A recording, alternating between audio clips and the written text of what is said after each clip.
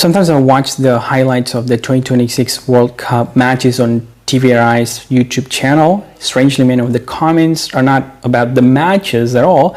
They're about TVRI. People are praising TVRI, saying things like, "Thank you, TVRI. TVRI is the best," and so on.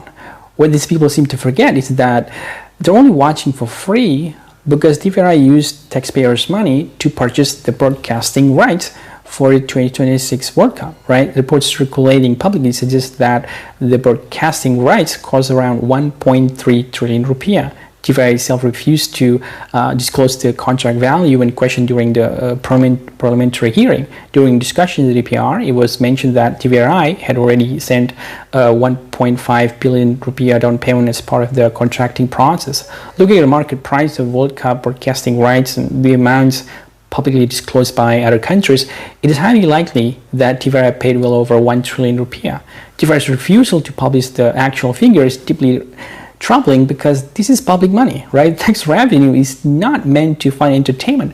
Taxes are supposed to pay for education, infrastructure, public facilities, healthcare, and other services that provide lasting benefits to society. Not every Indonesian watches the World Cup. Yet all taxpayers are effectively being forced to subsidize the entertainment of all football fans. I enjoy watching football myself, but I also recognize that there is something fundamentally wrong when someone else is forced to pay for my entertainment.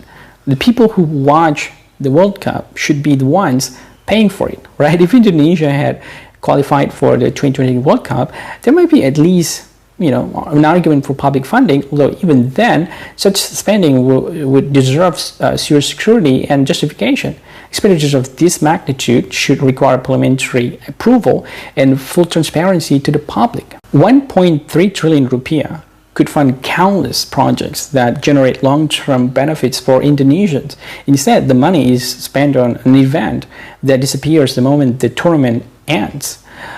Indonesia has plenty of private television networks willing and able to compete for World Cup broadcasting rights. Right? Entertainment should be provided by the private sector, not the government. Right? The Indonesian government has gone far beyond the proper role. It's increasingly inserting itself into areas where it does not belong, from acting as a cook for students to paying for people's entertainment.